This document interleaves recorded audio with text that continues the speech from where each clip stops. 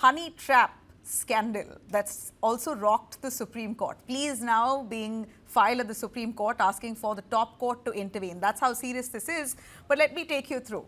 Karnataka, from watching porn in the assembly to these honey trap scandals and scandalous CDs and pen drives, Karnataka politics has really seen it all. In fact, if there's one state that could be called the undisputed capital of political sex scandals, hands down, that's Karnataka.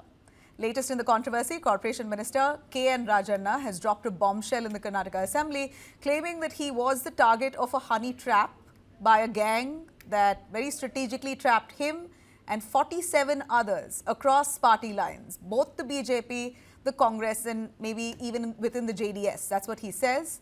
He's called the state a factory of CDs and pen drives. Now, the revelation rocked the legislature, leading to a heated debate in the assembly, in Karnataka Assembly. Eventually, 18 BJP MLAs were also suspended because it was not just on the honey trap scandal. There was lots of other allegations on the 4% Muslim quota bill that was approved, and all that culminated into 18 of BJP MLAs being sent out for 6 months from the assembly. But nonetheless, I say this to draw your attention back to the root of that suspension. It was the honey trap scandal. The shocking truth here, sex scandals in Karnataka's politics aren't new. They've been making headlines for over 50 years. Let's take you through some of the biggest of them, so you have an idea what I'm speaking of here and the kind and the number of ministers who've been unfortunately tarnished due to it. It began in 1973 where Congress Minister R.D. Kittur resigned over allegations of sheltering a missing woman, marking the first known case of a minister stepping down over impropriety. And then in 2007, BJP MLA Renukacharya, BJP MLA and MP eventually, was accused of harassment by a nurse, backed by a photographic evidence. He still made a political comeback though. Then in 2010, former BJP Minister Hartal Halappa resigned after being accused of sexual assault by a friend's wife. He was later acquitted, but career took a big hit. 2012, the Porngate scandal that shocked the nation. 3 BJP ministers were caught watching adult content inside Karnataka Assembly. They resigned but later returned to politics.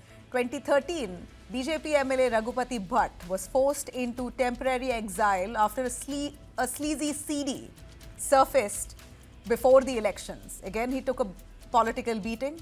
2015, former BJP Minister S.A. Ramdas was accused of seeking sexual favors and allegedly attempted suicide when the case came to light. 2016, H.Y. Meti, a minister in the Congress government, resigned after a video of him allegedly demanding sexual favors for a job went viral. And then 2021, BJP MLA and former minister, well-known Ramesh Jarkioli, had to step down after a leaked video showing him allegedly seeking sexual favors in exchange for a government job surfaced. And then comes the infamous Revanna family scandal. You had H.D. Revanna's son, former Prime Minister H.D. Devegowda, who was accused of sexually harassing a domestic help for 3 years. But the bigger shocker here is that his son, former MP Prajwal Revanna, faced multiple sexual assault allegations with several women coming forward against him. So this was not a honey trap.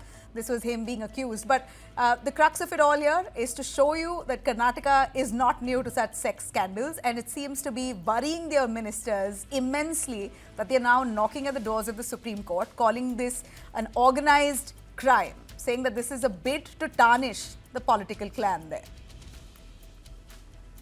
Today, I observed that there is a PIL filed in the Supreme Court or maybe in the High Court.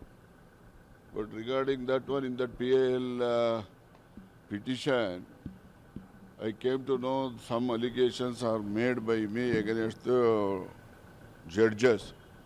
That is untrue. I made allegations only the politicians of all parties, who are all very prominent. So those prominent leaders are targeted by their own parties to defame them. That is my contention. It is not against any bureaucrats or any judicial officers.